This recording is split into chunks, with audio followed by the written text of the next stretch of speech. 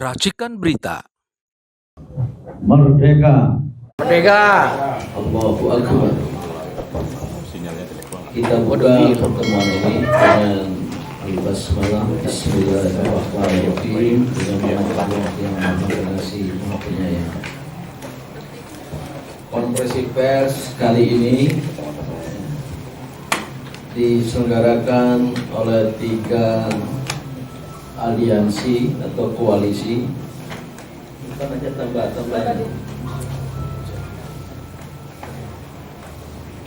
yaitu pertama Front Penegakan Daulat Rakyat FPDR.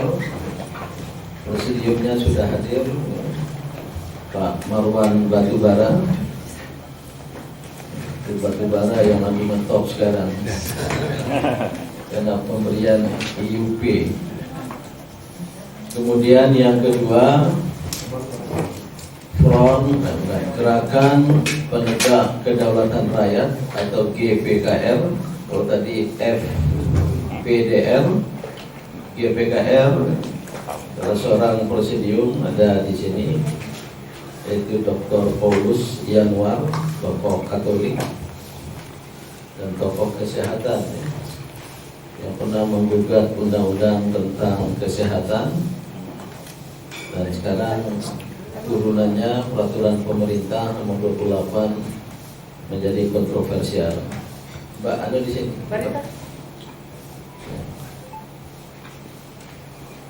Kemudian yang ketiga, gerakan kembali ke Undang-Undang Dasar 1945 asli, catatan dengan adendum.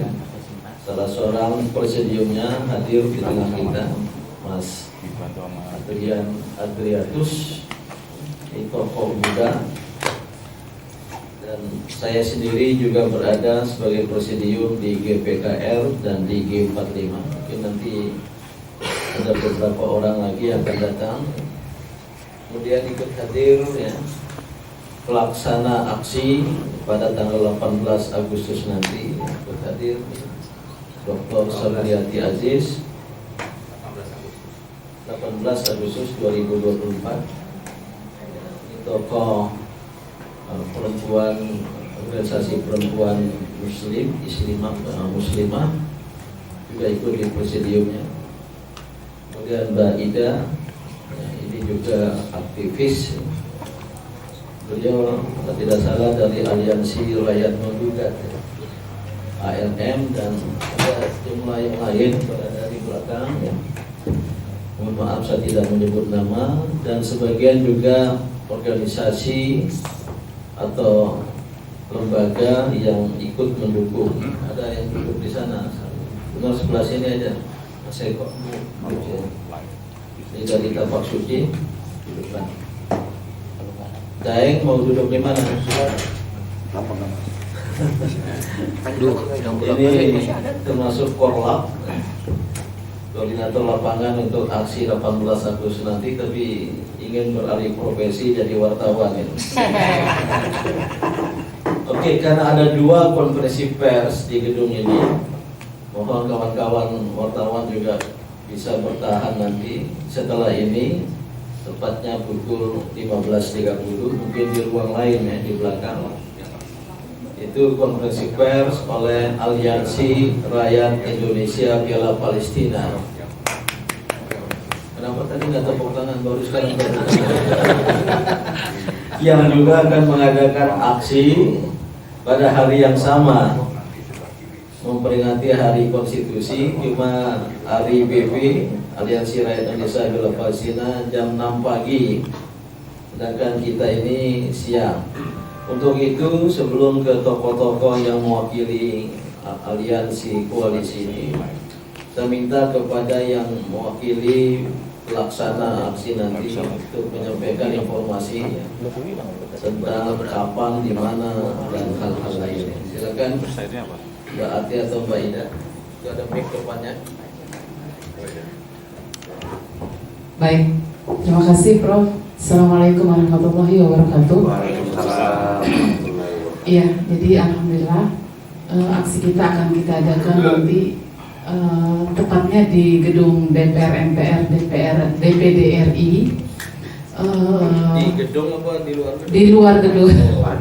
Iya harusnya masuk ke dalam. Nah itulah dia, harusnya masuk ke dalam ya. Tapi sementara belum dibolehin masuk ya. Baik, terus jamnya kita apakah jam 14? Terserah. Iya, jam 14 dan kita berharap bahwa aksi ini diramaikan oleh kawan-kawan semuanya, termasuk memang insya Allah hari ini datang para elemen-elemen ormas-ormas muslimah nih, banyak yang datang alhamdulillah, dan juga dari lembaga-lembaga yang lain.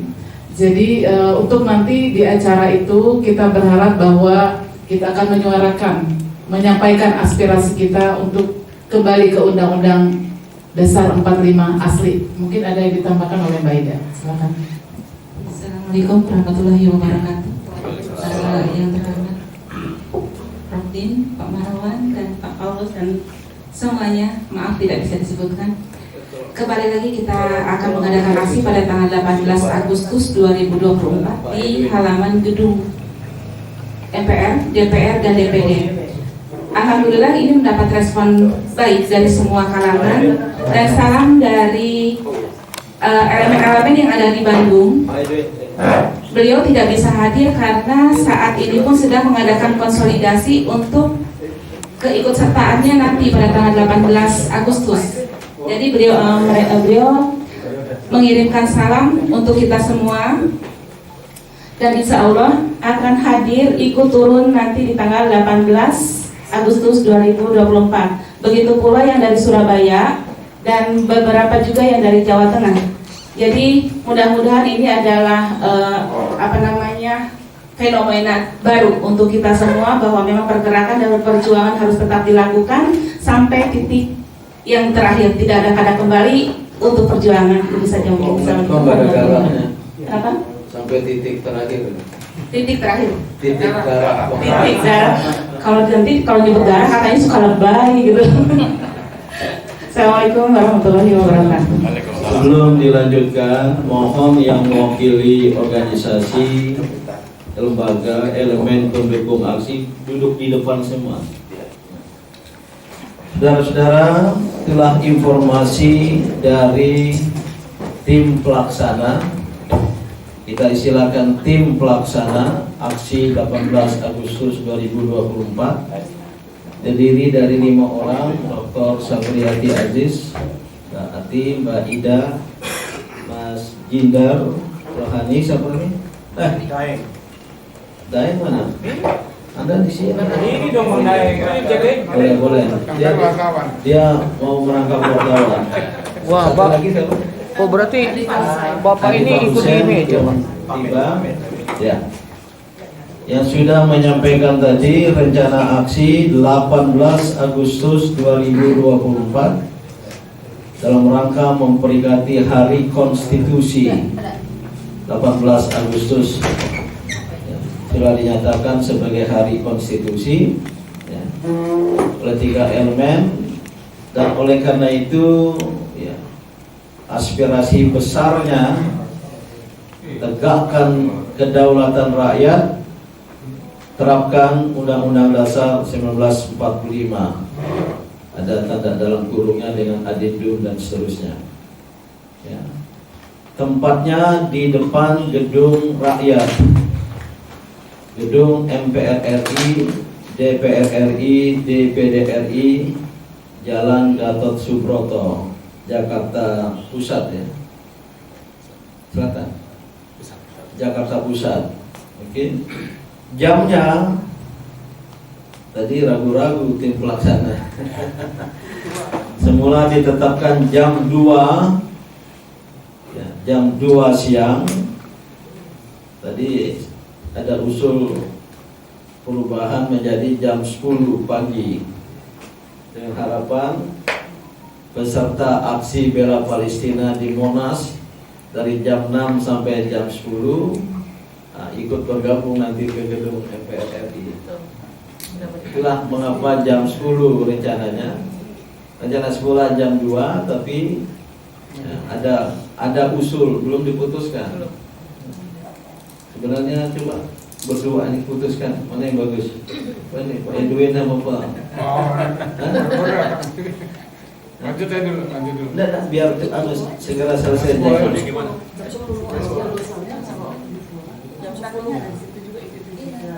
Jam 10. Oke, sudah ditetapkan lewat musyawarah mufakat secara kilat menjadi jam 10 pagi. Memang matahari sedang naik, ya, walaupun kalau jam 2 matahari sedang turun. Dipilih jam 10, ya terserah dengan harapan nanti kita sampaikan di konferensi pers kedua. Peserta aksi di Monas bisa long march ke gedung MPR DPR RI. Karena sebagian masa ini juga ikut kayak jam 10 ya. Tolong kawan-kawan wartawan. Nah, sekarang giliran saya minta 2 orang dari masing-masing aliansi ya, untuk menyampaikan hal yang bersifat substantif, walaupun belum menjadi pernyataan bersama, baru nanti akan dibacakan ya, pada tanggal 18 ya. Saya mulai ya, secara singkat ya, yang mewakili FPDR, Front Penegakan Daulat Rakyat. Ini terdiri dari 100 tokoh yang telah mengeluarkan petisi ya. Itu termasuk pendukung dari kegiatan 18 Agustus. Saya serahkan kepada Pak Marwan Batubara. Terima kasih Pak Din. Assalamualaikum warahmatullahi wabarakatuh. Waalaikumsalam. Alhamdulillahirobbilalamin. Allahumma shalli ala sayyidina Muhammad. Jadi kegiatan atau aksi kita insya Allah hari Minggu yang akan datang itu tak lepas dari ungkapan rasa prihatin sekaligus tuntutan atas apa? Atas penyelenggaraan negara selama Indonesia dipimpin oleh Presiden Joko Widodo bertepatan dengan Hari Konstitusi.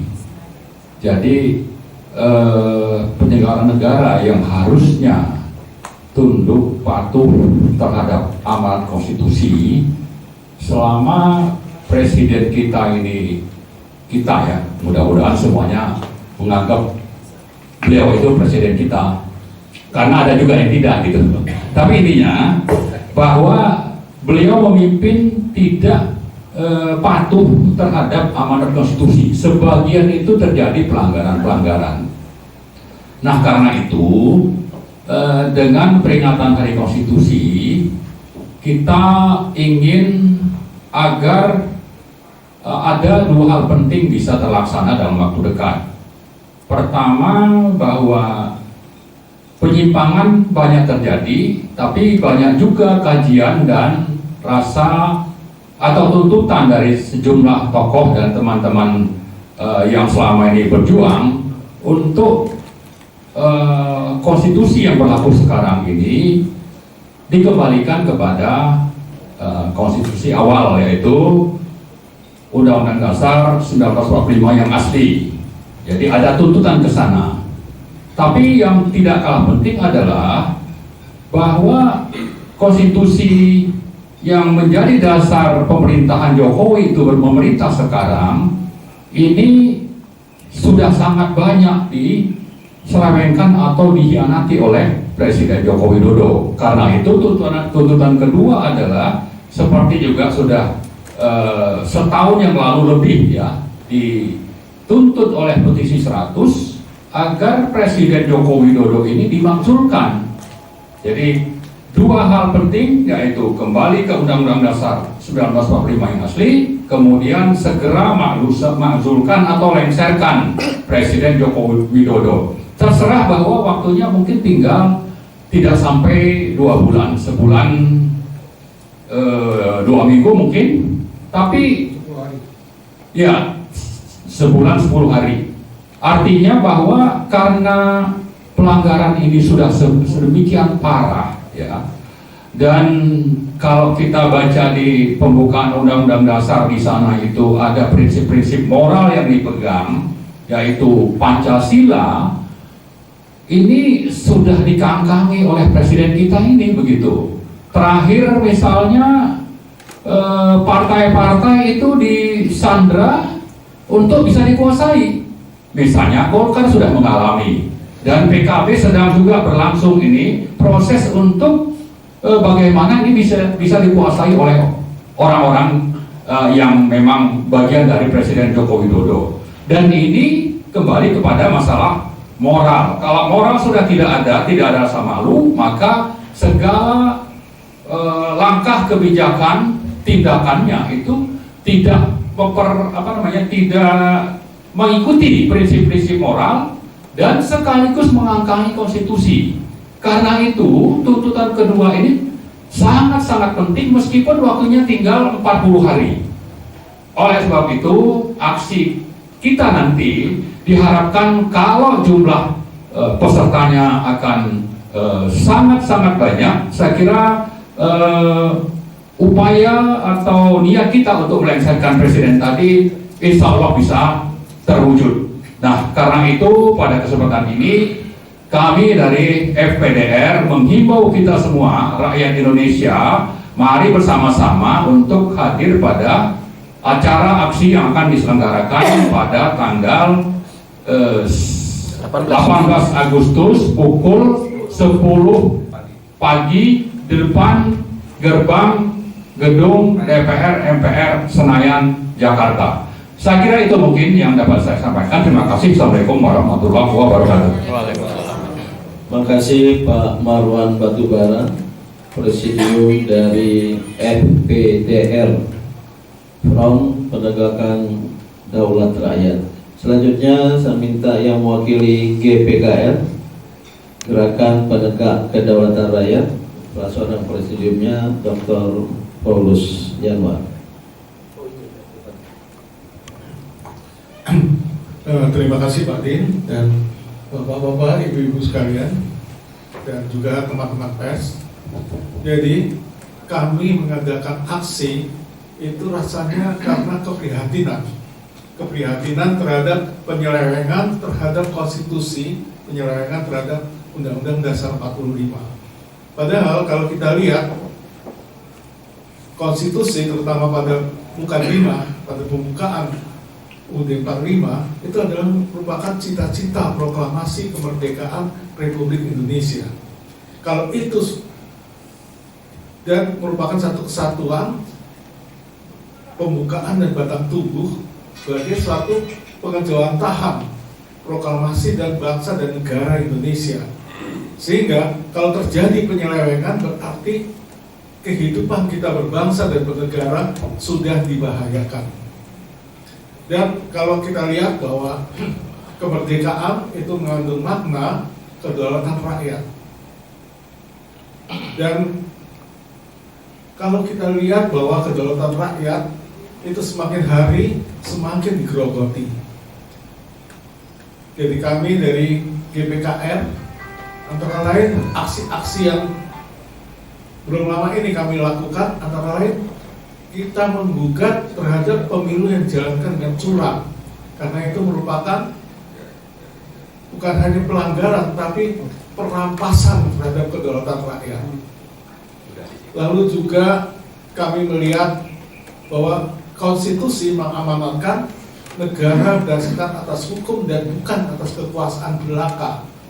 Kan tetapi fenomena yang akhir-akhir ini semakin hari semakin marak, bahwa kekuasaan ternyata yang lebih dominan daripada hukum, bahkan hukum dikendalikan oleh kekuasaan dan hukum dijadikan alat kekuasaan untuk mencapai tujuan-tujuannya, dan tujuannya celakanya lagi menjauh dari cita-cita kedaulatan rakyat maupun cita-cita kesejahteraan rakyat.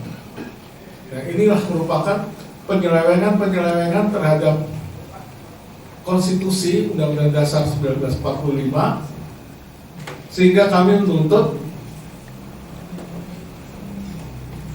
agar dihentikan penyelewengan terhadap konstitusi dan ditegakkannya hakikat asli, artinya cita-cita asli konstitusi, cita-cita asli Undang-Undang Dasar 1945 sebagaimana yang dirumuskan, yang dicanangkan oleh para pendiri bangsa.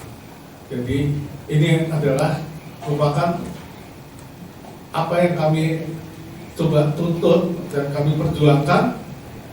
Kalau tadi dikatakan apakah dalam jangka pendek, kami harap segera bisa terwujud, akan tapi kalaupun kami melihat bahwa masih panjang perjuangan, kami juga sanggup untuk menjalani perjuangan dalam jangka yang panjang sehingga tercapailah cita-cita bagaimana ini merupakan juga cita-cita para pendiri bangsa, cita-cita kita mendirikan bangsa dan negara Indonesia. Terima kasih. Terima kasih Pak Paulus Januar dari GPKR, dan selanjutnya mewakili Presidium G45 Gerakan Kembali ke Undang-Undang Dasar 45 pada Pak Edwin Sukawati. Assalamualaikum. Waalaikumsalam. Bapak Ibu pimpinan Presidium 3 organisasi ya yang ada sekarang. Jadi yang menjadi concern kita adalah kita akan memperingati Hari Konstitusi tanggal 18 Agustus 2024, di mana kita menganggap Hari Konstitusi itu mulai ini kalau nggak salah baru tahun 2000 berapa ya, 19 kalau salah ya, menjadi Hari Konstitusi. Sebelumnya belum ada itu. Jadi ada kepresnya, itu adalah mengambil sidang BPUPKI yang terakhir setelah kemerdekaan Indonesia tahun 17 Agustus. Jadi itu yang dipakai yang pertama. Jadi kita memperingati itu. Khusus dari G45 memperingati adalah hari dicanangkannya konstitusi kesepakatan BPUPKI yang menjadi bagian dari dokumen negara. Itu menjadi pegangan kita. Kita tahu perbedaan pendapat 1 Juni, 22 Juni, bahkan 31 Mei kemudian diselesaikan dengan 18 Agustus dengan waktu yang sangat singkat sekali. Itu yang harus kita peringati. Ini pengorbanan dari berbagai pihak dalam rangka mewujudkan cita-cita kemerdekaan. Tadi sampaikan Pak Paulus mengenai cita-cita kemerdekaan. Nah, G45 sangat concern mengenai cita-cita kemerdekaan. Cita-cita kemerdekaan itu adalah nomor 1 esensinya melepas dari penjajahan.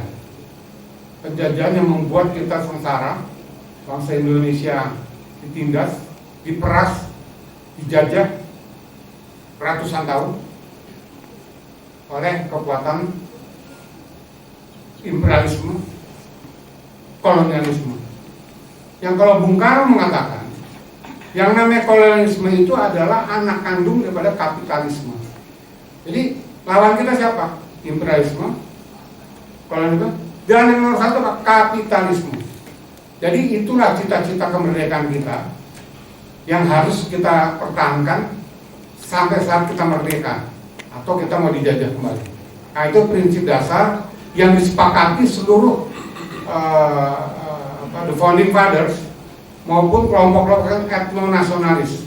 Ya, dulu ada yang Ambon, yang Java, yang Batak segala macam, itu sebenarnya etnonasionalis. Kita heterogen. Akhirnya menjadi satu. Jadi luar biasa sekali kesepakatan mengenai cita-cita proklamasi. Berjalan dengan timbul tenggelamnya Indonesia, Bung Karno dan founding father ingin menciptakan satu nation yang karakter building bangsa Indonesia yang sangat heterogen. Berhasil atau tidak kita bisa lihat hasilnya sekarang. Jadi oleh karena itu ini jadi konsep kepada G45 dan teman-teman yang lain untuk memperingati yang pertama. Nah, pada hakikatnya kita melihat seperti apa cita-cita masih relevan apa tidak? Seperti sampai Pak Marwan tadi, ada amandemen Undang-Undang Dasar 4 kali. Itu udah mulai enteng semua. Tapi kita tidak masuk ke situ dalam konteks karena sama-sama konstitusi. Suka atau tidak suka, itu disetujui secara formal oleh yang namanya rakyat, wakil-wakil rakyat, bukan rakyat keseluruhan. Karena berapa kali undang-undang dasar kita dirubah-rubah, 27 Desember juga elitis, yaitu undang-undang RIS. Undang-undang 50 juga elitis. Nah, mungkin yang agak merakyat pada saat 5 Juli 59, karena gerakan massa. Kembali ke Undang 45 yang dijiwai oleh Piagam Jakarta. Karena tidak berhasilnya kita mengambil kesimpulan dasar kayak Pancasila atau Pancasila plus 7 kata. Ini clear nih. Sampai Pak Harto rontok, bolehlah ada permainan untuk mengamandemen 4 kali, ya kan? Jadilah 10 Agustus 2002 undang-undang baru, yaitu Undang-Undang Dasar Konstitusi Undang-Undang Dasar yang namanya Undang-Undang 2002, tetapi menjiplak soal Undang-Undang Dasar 45. Nah, ini penyelewengan terjadi di sini. Itu urusan lain. Kita bicara konteksnya ini untuk ketiga organisasi ini adalah menuntut cita-cita kemerdekaan kita untuk dilanjutkan. Nah, kita lihat kacamata sekarang. Berbagai presiden kita lihat bagaimana Bung Karno, bagaimana Pak Harto, Habibie, Megawati, Gus Dur maupun ini. Nah, kalau kita melihat dengan tolak ukur yang saya sampaikan tadi, cita-cita kemerdekaan, ini Jokowi di posisi mana nih? Posisi sama kita cita-cita kemerdekaan atau tidak? Ternyata sangat gamblang saya tidak. Kenapa? Dia mengikuti musuhnya cita-cita proklamasi apa? Kapitalisme. Ya kan? Dia membuat kolonial baru di IKN, dia buat kolonial Rempang dan lain sebagainya. PIK 2, PIK mana segala macam. Jadi oleh karena itu, ini pengkhianat. Oleh karena itulah ini yang dituntut harus diselesaikan masalah ini. Karena yang dilakukan Jokowi adalah pengkhianatan kepada konstitusi negara, pengkhianatan terhadap undang-undang dasar. Jadi oleh karena itu ini yang harus diselesaikan. Nah, kalau Anda melihat sekarang ada perampokan Golkar, mau merampok PDI, sekarang PKB ini, PKB ketakutan tuh main ini, minta Kapolri jangan ada mau kalah tandingan. Ini akan ditren. Kenapa? Undang-undang dasarnya disikat kok, apalagi kayak gini. Dia melakukan pelanggaran apa? Ciptaker. Dia melakukan pelanggaran itu. Undang-undang IKN dan PP segala macam semua melanggar prinsip. Karena dia apa? Memihak pada kapitalisme. Yang menurut Bung Karno adalah ibu kandung daripada kolonialisme dan imperialisme. Jadi oleh karena itu memperingati Hari Konstitusi sangat penting sekali bagi eksistensi bangsa kita ini. Kalau kita katanya mau merdeka, tidak ada kemerdekaan sama sekali. Yuk lihat saja itu partai-partai politik nggak bisa ngapa-ngapain. Kenapa? Ibarat tuh udah kudis, borok semua udah ada di badannya, tinggal dikorek-korek diem, dikorek-korek diem, nggak ada yang berdaya.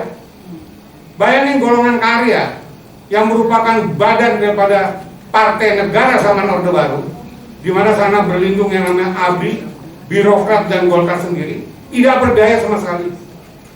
Ya kan? Itu partai negara yang juga salah waktu itu. Ya kan? Sorry Pak Udin dan Golkar waktu itu.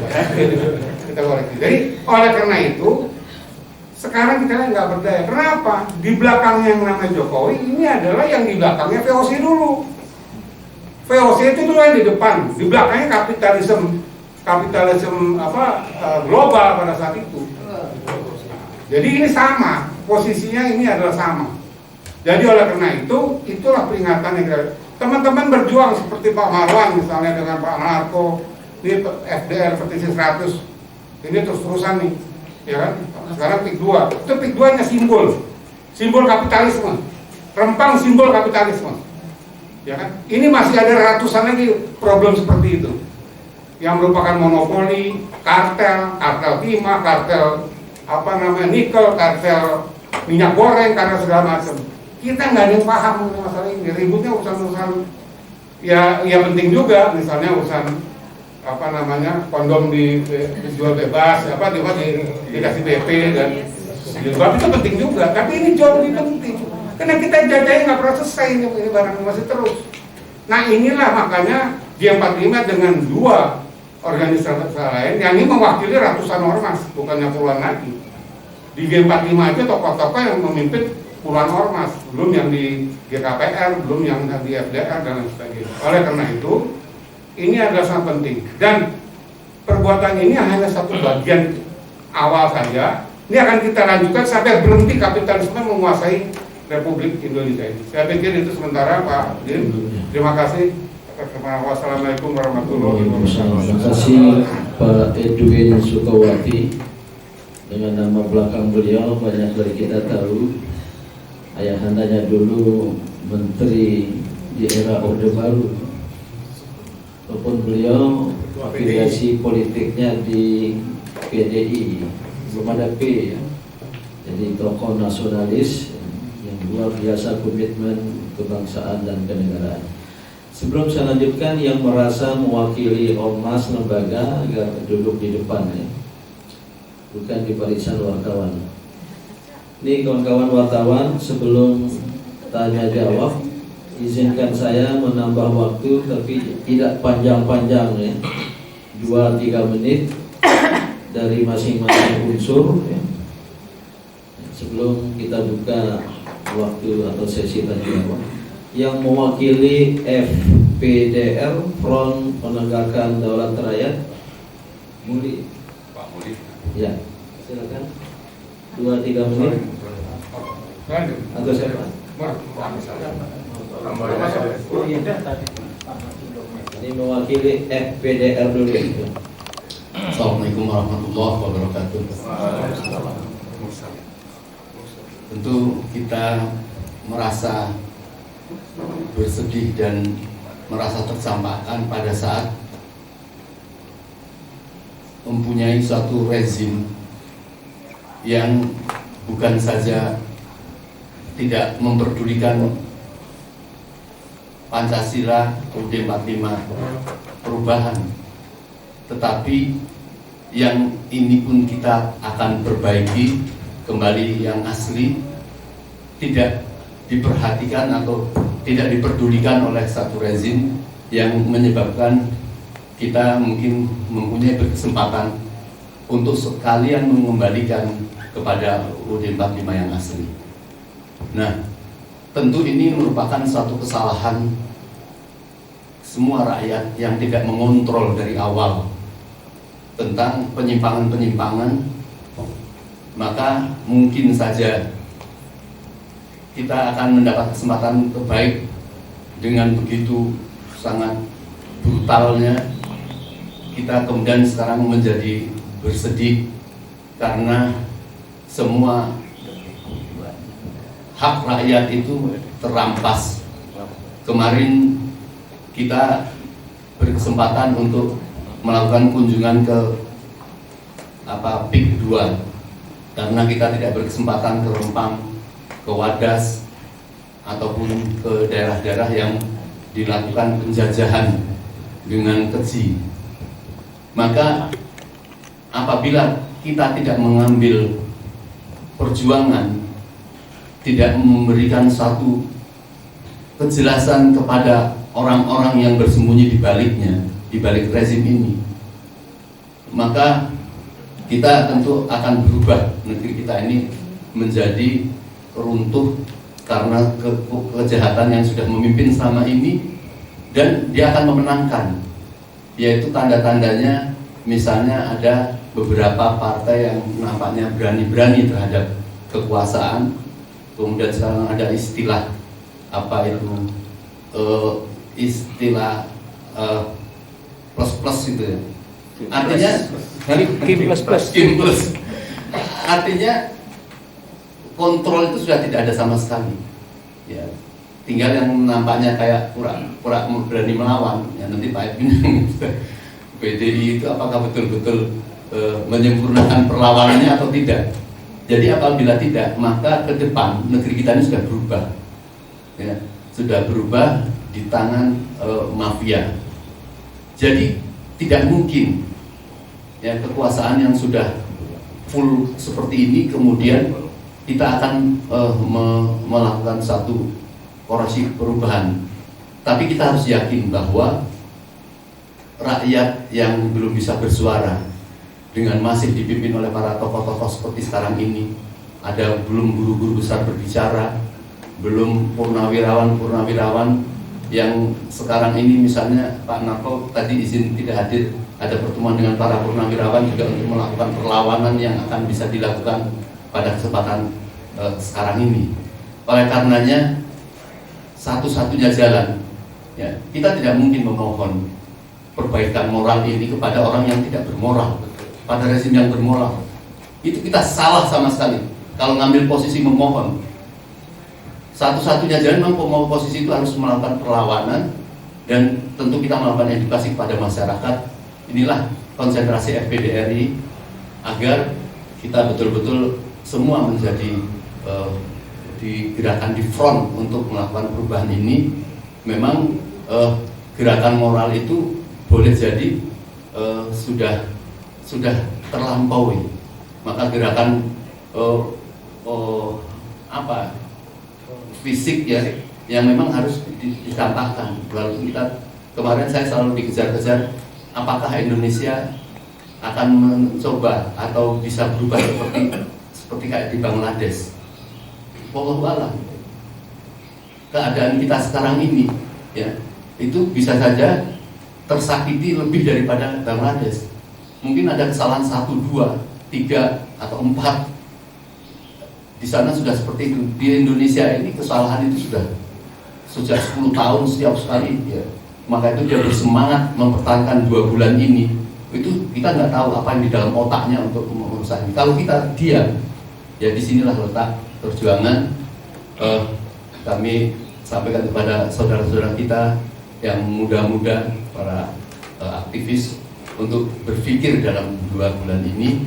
Karena kalau kita tidak berhasil merubah, berarti rezim yang akan datang pun juga tidak akan melakukan perubahan.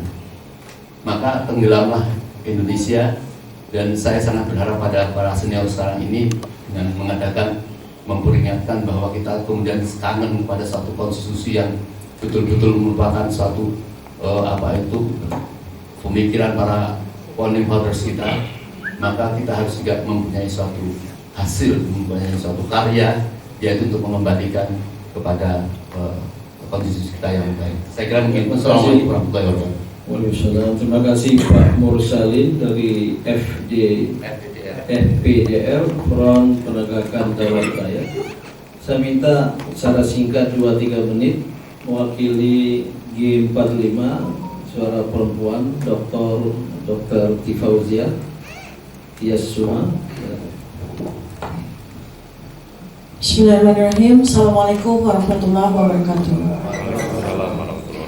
Bapak Ibu semuanya, kalau kita melihat fakta-fakta sampai dengan hari ini, memang tampaklah bahwa selama 10 tahun secara sistematis di luar dugaan dari kita semua rakyat Indonesia yang sangat mencintai negara ini, terjadi perampokan terhadap negara ini yang setelah kita melihat kurang lebih 1,5 tahun terakhir ini, ternyata itu adalah sebuah rencana yang sungguh-sungguh matang.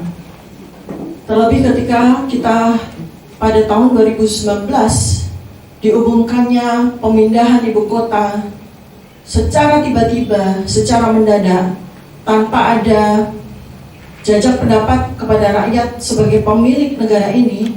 Tampaklah di situ bahwa rencana-rencana busuk sudah direalisasikan. Dan sebetulnya hari ini kita bisa melihat bahwa sesungguhnya dengan semua kekuatan, hampir lebih dari 2/3 kekuatan yang ada di negara ini sudah berhasil dikuasai. Tinggal sisa-sisa orang-orang, pihak-pihak yang masih berjuang sampai titik darah penghabisan, termasuk dari kita semua yang hadir di sini mewakili segenap komponen bangsa yang masih ingin berjuang mempertahankan negara ini. Kita tidak pernah merasa sia-sia. Apapun yang kita lakukan, apapun yang kita perjuangkan, di penghujung perjuangan ini insya Allah tetap akan membawa kebaikan bagi negara kita. Karena saya yakin, kami yakin bahwa pada suatu ketika mungkin negara ini ada pada titik nadir, perampokan sudah terjadi. Kita juga sudah melihat bahwa negara ini sepanjang ujung barat sampai ujung timur sudah dikafling-kafling, sudah direncanakan untuk menjadi negara-negara kecil dengan penguasaannya masing-masing. Sudah kita lihat dengan kasat mata. Bukan hanya sekedar bahwa Undang-Undang Dasar 45 dan dasar negara kita Pancasila sudah dikangkangi, sudah dikhianati, tetapi negara ini pun secara faktual sudah direncanakan untuk dihabisi. Karena itu perjuangan kita ini bukan hanya untuk kita. Perjuangan ini harus terus kita lanjutkan untuk anak cucu kita, generasi penerus kita. Mereka harus tetap memiliki Indonesia. Mereka harus tetap memiliki Indonesia yang utuh, dari Sabang sampai Merauke, karena rakyat menghendaki itu. Kami sudah berjalan bertanya kepada seluruh rakyat Indonesia. Jawabannya adalah tidak ada satupun rakyat yang menghendaki negara ini hancur. Karena itu kalau kita melihat rencana-rencana yang sudah dijalankan, berarti bukan rakyat yang menghendaki semua itu. Bukan rakyat yang menghendaki negara ini hancur. Bukan rakyat yang menghendaki negara ini dengan begitu mudahnya dikuasai oleh segerombolan penjahat yang saat ini menguasai negara ini. Tetapi rakyat, kita percaya, rakyat sejati yang memiliki negara ini tidak akan tinggal diam. Mungkin kekuatan kita saat ini hanya sedikit, tetapi yakinlah kita semua bahwa negara ini memang diamanahkan, diwasiatkan untuk kita. Untuk seterusnya kita akan jaga, kita akan perjuangkan agar pada suatu ketika nanti negara ini akan bangkit kembali dengan lebih maju lagi, dengan lebih jaya lagi demi rakyat Indonesia seterusnya. Amin ya rabbal alamin. Terima kasih. Assalamualaikum warahmatullahi wabarakatuh. Waalaikumsalam. Terima kasih Dr. Dr. Fauzia Tiasuma, seorang dokter yang sangat kritis, bergabung sebagai presidium dari G45. Ini ada dua terakhir yang mewakili GPKR, Pak Sayuti Asyatri, hadir tadi. Dan terakhir sekali nanti saya minta Mas Adian Adriatus, ini tokoh Buddha yang ikut di G45, ikut juga di GPKR. Pak, mohon singkat 2-3 menit. Terima kasih Mbak Adin dan saya hormati. Assalamualaikum warahmatullahi wabarakatuh. Waalaikumsalam. Mohon maaf terlambat. Jadi saya kira sudah disampaikan pokok-pokoknya oleh para tokoh. Lanjutkan sedikit bahwa kalau saya pernah katakan mungkin dianggap bergurau bahwa rejim sekarang itu mungkin kurang jahat. Kurang jahat. Karena yang kita alami adalah sosialisasi kejahatan. Kalau pemberontakan dari awal mungkin hanya sifatnya partikular atau provinsial. Kalau sekarang kan semakin lama semakin kesadaran tentang hak dan batil itu kan semakin nampak. Jadi sosialisasinya semakin bagus. Nah, tinggal 2 bulan sebenarnya orang harus bertindak. Saya kira kejahatan-kejahatan yang terakhir 2 bulan ini hanya karena kurang pengetahuan aja tentang kejahatan. Mestinya kalau jahat benar secara struktural, ini dilakukan 5 atau 10 tahun sebelumnya. Tapi kalau 2 bulan sebelum perubahan baru dilakukan kejahatan-kejahatan ini, saya kira tidak serius kejahatan. Karena mereka ini kurang paham bahwa perubahan apapun yang dilakukan di masa transisi ini dengan gampang dianulir oleh pemerintahan berikutnya.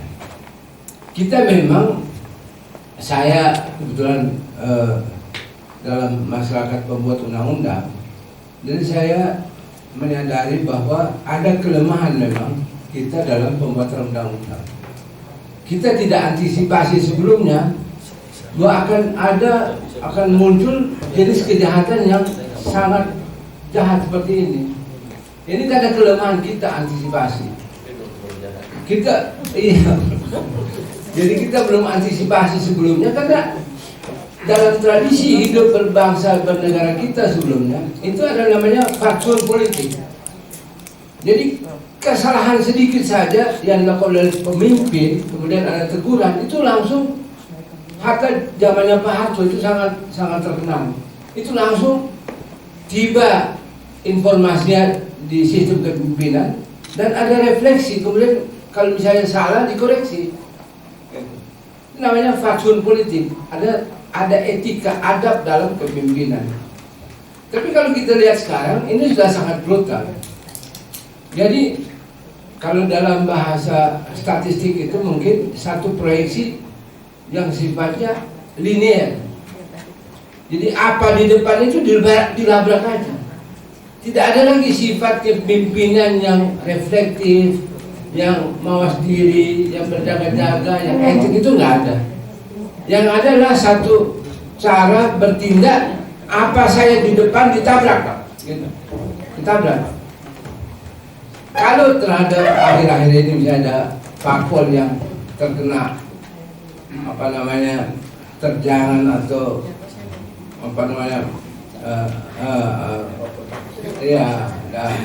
kekejaman dalam partai tertentu. Menurut saya juga kadang tidak ada tradisi partai yang otentik. Karena partai-partai yang ada juga harus mewakili bahwa mereka memang sangat rawan untuk dipatuk gitu. Jadi sebenarnya mereka lah yang mempersiapkan diri mereka untuk dipatuk. Saya kira demikian. Tapi kalau bahwa Indonesia hancur sama sekali, saya kira enggak.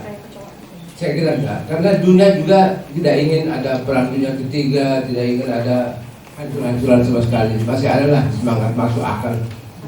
Jadi kita hanya dihadapkan pada masa transisi yang sebenarnya tidak usah terlalu berharap pada perubahan-perubahan yang penting. Karena nanti saya sudah pelantikan ini baru penentuannya. Jadi kalau kejahatan ya biarin aja, itu hanya sifatnya simptomatik aja, tidak struktural. Kalau juga nanti bisa dibatalkan. Terima kasih. Wassalamualaikum. Waalaikumsalam warahmatullahi wabarakatuh. Mungkin maksud beliau Habib Sayuti Asyatri, rejim ini tidak terlalu sangat jahat, sudah sangat jahat, tapi tidak terlalu sangat jahat, karena kejahatan yang dilakukan di ujung oleh seseorang, oleh sebuah rejim.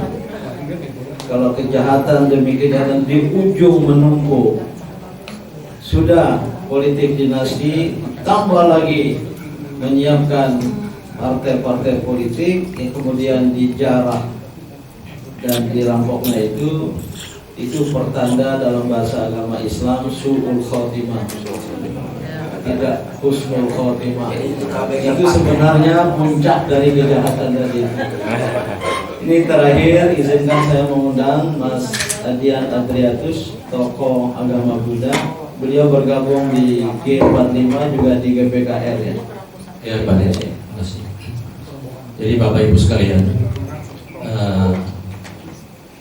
bertemunya dan berkumpulnya presidium dari 3 gerakan moral dan juga gerakan menjaga konstitusi dalam rangka menyambut Hari Konstitusi ini adalah sangat penting dimaknai bahwa hal ini adalah panggilan moralitas yang sudah paling mendasar, di mana kita melihat dari waktu ke waktu konstitusi kita diinjak-injak, diperkosa, diperdaya oleh kepentingan politik yang sudah sangat bias, bahkan menjurus ke kejahatan politik baik nyata ataupun serbu, di mana kita lihat sendi-sendi perpolitikan di Indonesia bila sedemikian sistematis dapat dilemahkan dan diperdaya, maka niscaya kenegaraan dan kebangsaan kita akan juga rapuh. Oleh karena itu, gerakan di hari konstitusi nanti, kita akan sungguh-sungguh memaknainya kepada wakil-wakil di DPR dan MPR bahwa ini bukan sekedar teriakan suara kita, keluhan, keluh kesah kita, tidak. Moralitas kita sudah tersayat, hati nurani kita sebagai anak bangsa sudah mulai berdarah-darah melihat perilaku cara seorang pemimpin menguasai negara ini dengan tidak sangat beretika. Tidak ada dasar moralitas apapun yang dapat dijadikan acuan atas perilakunya. Ada 2 tulisan saya di media Airmore dan juga terkait dengan partai yang dikooptasi secara brutal seperti ini. Kita harus bicara terang-terangan saja, tidak usah berhalus kata kalau perlu, bahwa kalimat demi kalimat yang dilontarkan oleh seorang kepala negara yang harusnya menjadi cermin negaranya telah rusak dengan semena-mena. Dan terakhir, saya menjadi heran mengapa dia bisa mengatakan itu istana bau kolonial. Kalau istana bau kolonial, bangsa kita dijajah 350 tahun, apa mesti bau kolonial? Kolonialisme yang dia bangun sendiri atas kehidupan perpolitikan di Indonesia ini. Dia sendiri kolonial, mental kolonial. Jadi dia bau kolonial. Mana ada bau kolonial di istana kita? Berapa presiden merayakan kemerdekaan, memperingati kemerdekaan? Puluhan tahun, 78 tahun, dan sekarang mau dipindahkan. Saya bukan tidak setuju, tetapi jangan hina istana negara kita. Jangan hina istana merdeka kita dengan mengatakan bau kolonial. Justru kita sudah menang dan merdeka, sudah berhasil membuat kita sukses menguasai negara kita, istana kita penuh, tidak ada cacat celahnya. Kita hormati bendera merah putih kita di sana, di halaman istana kita. Mengapa harus bau kolonial? Ini sangat menghina kita sendiri. Saya menyesali memiliki pemimpin seperti ini. Untung saya tidak pernah pilih walaupun waktu jadi gubernur. Sekarang itu kalau tadi ada kata menyesal, ini memberikan gambaran dulu ikut memilih. Tidak ikut memilih. Pak tertib. Mbak Ida, coba sekali lagi kayak pengumuman, ikutilah aksi berdiri. Aksi bersama sebut 3 organisasi pada jam. Assalamualaikum warahmatullahi wabarakatuh. Untuk seluruh rakyat Indonesia, seluruh teman-teman, seluruh tokoh, aktivis, dan semua ormas, ikuti aksi kami pada tanggal 18 Agustus 2024 jam 10.00 di halaman gedung MPR, DPR, dan DPD. Kita harus tetap bergerak, kita tetap harus berjuang. Jangan biarkan negeri ini hancur dan berpindah tangan kepada penjajah. Lawan. Kita adalah negeri yang berdaulat. Ambil kembali kedaulatan rakyat, tegakkan kembali kedaulatan rakyat, dan kembali kepada Undang-Undang Dasar 1945 yang asli. 18 Agustus 1945. Ingat, 18 Agustus 2024 jam 10.00. Jangan biarkan kami berjuang sendiri, karena kami tidak sedang memperbaiki nasib kami, tapi memperbaiki dan mencoba merubah nasib kita semua. Assalamualaikum warahmatullahi wabarakatuh. Kepada yang mewakili ormas dan lembaga yang hadir di belakang saya, dari paling belakang ya, berdiri, sebut nama dan sebut organisasi maupun lembaganya. Paling belakang dulu, berdiri, singkat, nggak usah salam. Nama ini dari mana? Berdiri. Assalamualaikum. Nggak usah salam, nama terus gitu. Saya Ita Pakpahan dari Konfederasi Perempuan Pejuang Indonesia. Oke, lanjut. Bismillahirrahmanirrahim. Assalamualaikum warahmatullahi wabarakatuh. Saya Jamilia Zafar dari Muslimat Al-Wasliyah. Ya, nama langsung, nggak usah salam, biar tepat. Desi Harulita dari KOPI, Konsolidasi Perempuan Pejuang Indonesia. Koalisi Perempuan Indonesia. Yang ini dilewatkan, ini asisten saya. Rita Subagio dari Presidium Gerakan Indonesia Beradab dan Ketua Aliansi Cinta Keluarga Indonesia Indonesia. Gerakan Indonesia Beradab. Rita. Saya Umi Salipah dari utusan PP Muslimat Al-Wasliyah. Saya Sulatmi dari PP Muslimah Al-Wasliyah. Saya Setia Kudori dari Dewan Pimpinan Pusat Gerakan Bela Negara. Gerakan Bela Negara. DPM. Saya Eko Heri dari Tapak Suci.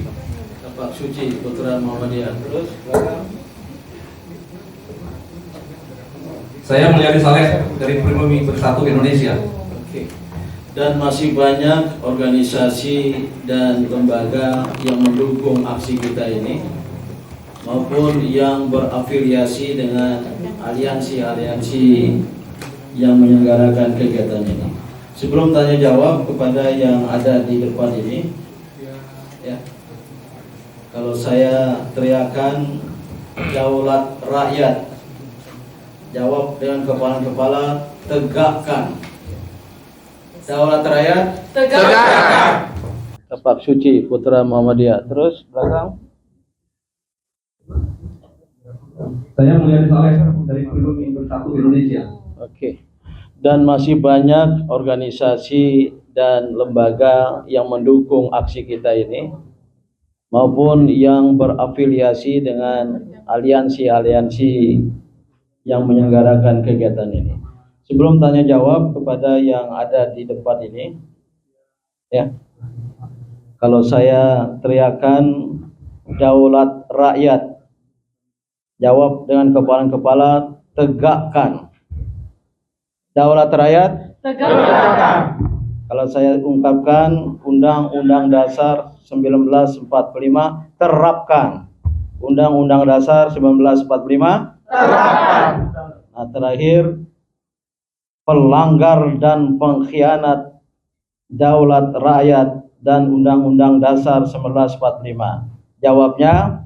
Tangkap. Bukan. TSJ, tangkap, seret, jeblos. Bukan TSM. TSA. Tangkap, seret, adili. Enggak, seret itu maksudnya adili. Seret kemeja hijau itu hanya adili, enggak usah banyak. TSM ada TSJ. Apa TSG? TSG aja. G itu mah. Tangkap, seret, gantung. Udah J, jeblos saja ya. Udah ya. Pelanggar dan pengkhianat Undang-Undang Daulat Rakyat dan Undang-Undang Dasar 1945. TSJ, tangkap, seret, jeblos. Ada kan ya? Nggak usah jeblos saja. Ya, tolong siapkan kamera. Ini udah. Oh, sudah. Udah. Enggak apa nanti dibakar untuk Siap-siap ya. Daulat rakyat, tegakkan. Undang-Undang Dasar 1945, terapkan. Terhadap pengelanggar dan pengkhianat daulat rakyat dan Undang-Undang Dasar 1945. TSD. Jeblos. Iya. Oke, ada pertanyaan? Assalamualaikum warahmatullahi wabarakatuh. Saya Yadi Muhammad dari Popole TV. Saya hanya singkat aja. Apakah dengan kembali ke Undang-Undang Dasar 45 yang asli 18 Agustus 1945, dengan sendirinya semua presiden dari era reformasi itu batal, termasuk si Joko, dan apakah nanti juga Prabowo gagal dilantik? Terima kasih. Wassalamualaikum warahmatullahi wabarakatuh. Mewakili kawan-kawan presidium, tapi pikiran saya pribadi tidak perlu berlaku surut, tapi diberlakukan sejak disepakati kembali ke Undang-Undang Dasar 1945. Jadi untuk yang akan datang. Oke. Assalamualaikum warahmatullahi wabarakatuh. Dari fusilatnews.com. Dari mana? Fusilatnews.com. News.com. Fusilat ya. pertanyaan adalah apa sebab apa sebab tanggal 18 November hari konstitusi dan 18 Agustus dan apa yang melatar belakanginya. Pertanyaan kedua adalah kalau tadi dari Pak Buddha maksudnya Adrian nggak usah ramah etika lagi gitu, berarti gimana manajemen revolusinya gitu. Terima kasih. Tolong Pak Edwin jelaskan kenapa 18 Agustus katanya. Ya, 18 Agustus itu merupakan hari disepakatinya Undang-Undang Dasar 45 menjadi konstitusi pada tanggal 18 Agustus 1945. Itu merupakan satu proses yang cepat, lanjutan PPKI namanya itu, dan kemudian berubahnya Pancasilanya itu berubah. Yang tadinya disepakati seharusnya dengan 7 kata Piagam Jakarta dirubah dalam waktu singkat, cuma berapa jam dalam rapat itu, karena ada permintaan dari Laksamana Maeda, penguasa pendudukan Jepang, pemerintahan Jepang di Indonesia pada saat itu, bahwa kalau sampai itu diumumkan akan ada pemberotan dari Indonesia Timur, tidak ingin bergabung. Dan dibuktikan oleh si Maeda ini, waktu katanya, dan ini masih pertanyaan yang belum bisa ahli sejarah buktikan. Pada saat tanggal 17 Agustus 45 di Pegangsaan, nggak ada orang Kristen kan di situ, nggak ada orang non-Islam yang datangnya tokoh-tokoh maksudnya, tidak ada sama sekali. Itu tujuan protes itu. Jadi oleh karena itu 18 Agustus adalah kesepakatan singkat musyawarah mufakat dari founding father kita untuk menjadikan tanggal 18 7 kata itu dihilangkan, ya kan? Dan itulah menjadi hari konstitusi Indonesia. Itu baru tahun 2019 atau 2018 itu berapa, ya kan?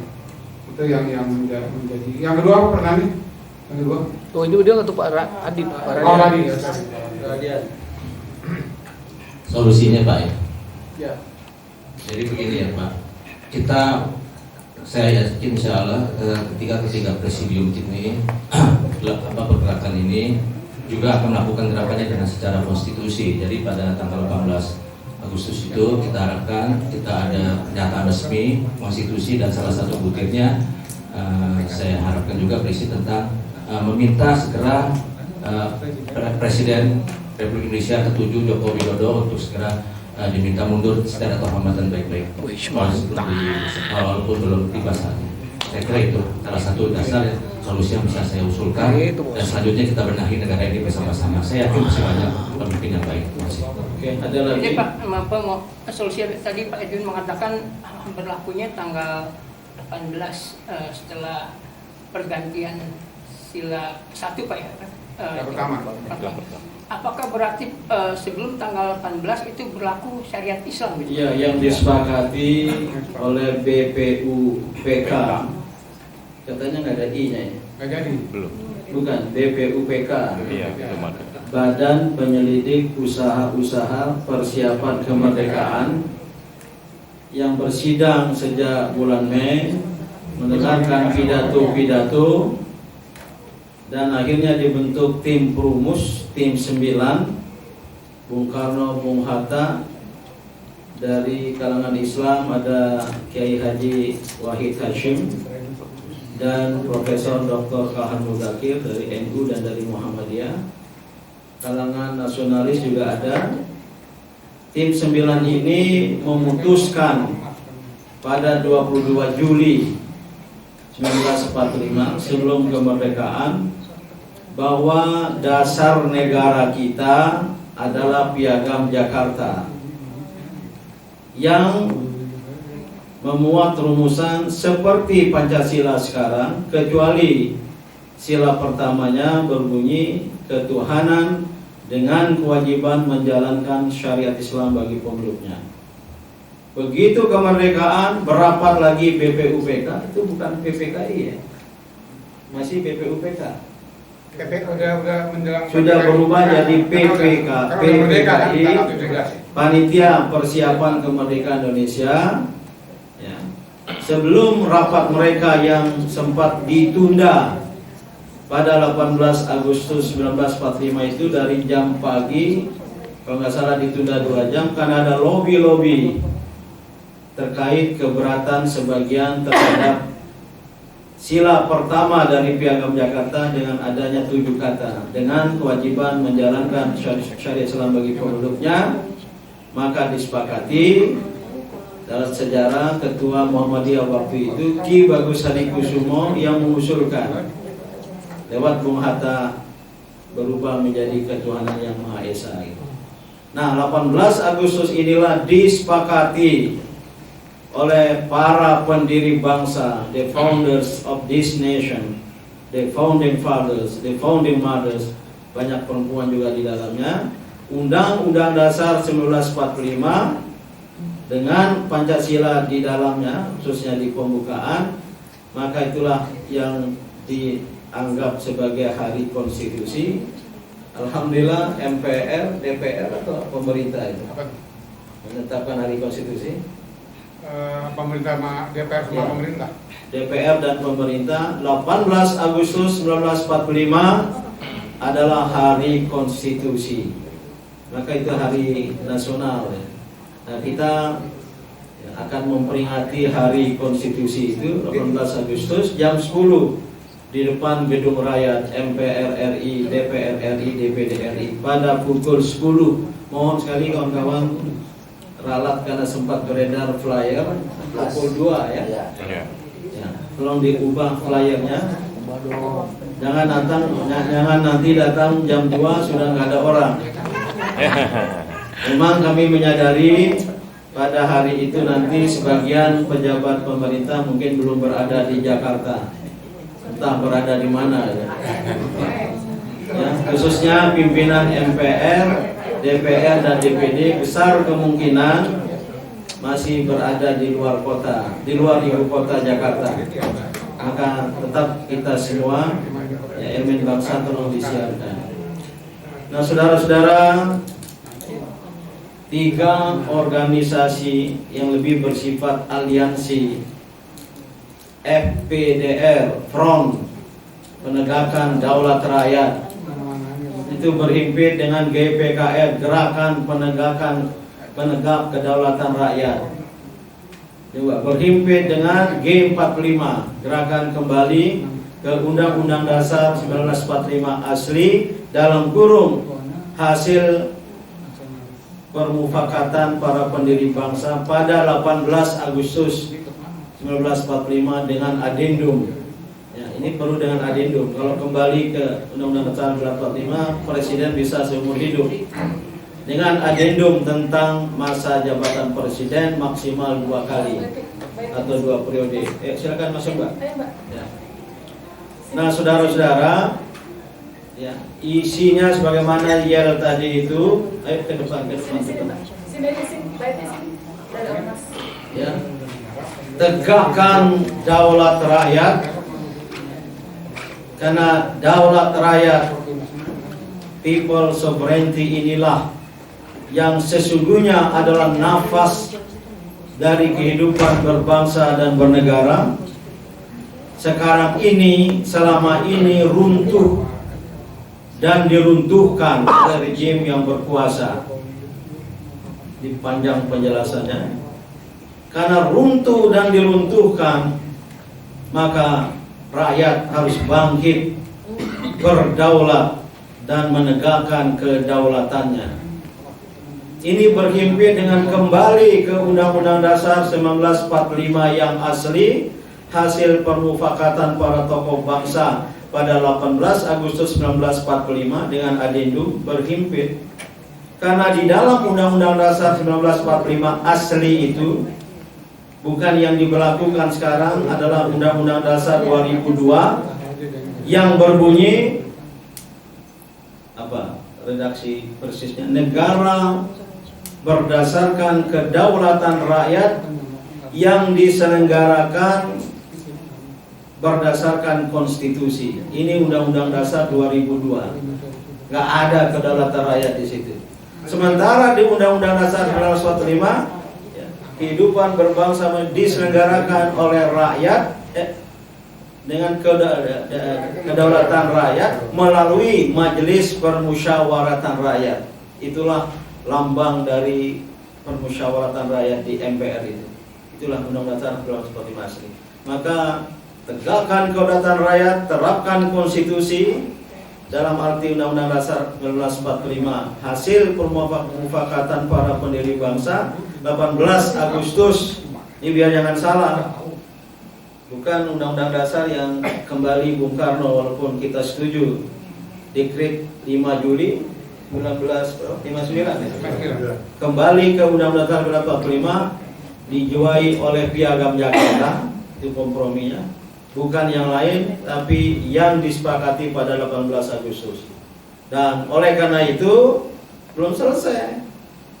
Kepada mereka, siapa rejim yang berkuasa yang melanggar, yang mengkhianati daulat rakyat dan Undang-Undang Dasar 1945, patut, belum selesai urusan. Itulah TSJ tadi itu. Mau pakai adili, DAJ. Kan seret udah adil. Seret? Nah, makanya mau pakai seret mau pakai adili. Nah, seret. Tangkap, seret, jeblos. Kalau adili terlalu sopan. Apalagi kalau MK-nya atau MA-nya. Juga ya, TSJ. Nah, itu nanti yel-yelnya. Coba ulang sekali lagi. Wahai rakyat yang merdeka, di belakang saya, di samping saya, daulat rakyat tegakkan. Kurang keras, tegakkan gitu. Daulat rakyat tegakkan. Undang-Undang Dasar 1945 tegakkan. Pelanggar dan pengkhianat daulat rakyat dan Undang-Undang Dasar 1945 TSJ. Saya nggak ngomong, yang ngomong di samping saya. Mungkin cukup ya, kalau ada lagi pertanyaan. Cukup. Itu Pak Din, saya dapat undangan dari apa? Udah. Petisi 100. Saya belum tahu apa. Petisi 100 ini dari yang terakhir tadi, petisi 100. Daulat rakyat tegakkan, itu isu GPKR.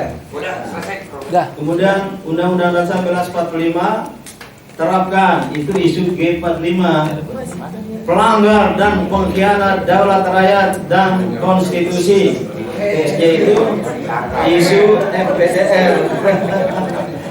Itu nanti tuntutan kita akan dirumuskan dan akan dibacakan.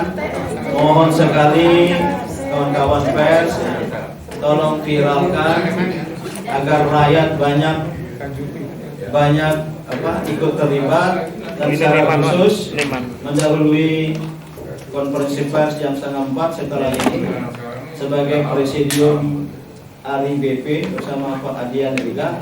Kita berharap peserta aksi bebaskan Palestina, nyahkan penjajahan dari muka bumi, itu klausul dari Undang-Undang Dasar 1945, pembukaan ya, mewujudkan perdamaian abadi dan bukan mengenyahkan, menghapus segala bentuk penjajahan dari muka bumi. Israel adalah penjajah, maka ARI-BP juga menyuarakan dan memperingati hari konstitusi 18 Agustus seperti ini.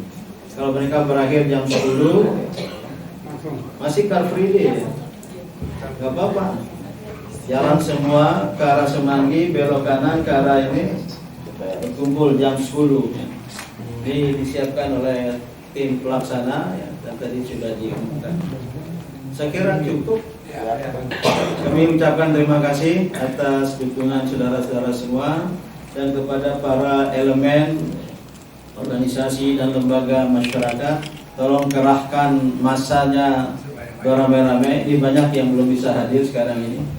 Banyak yang sudah punya komitmen untuk mendukung. Kita akhiri, alhamdulillahirabbil alamin. Wassalamualaikum warahmatullahi wabarakatuh. Waalaikumsalam.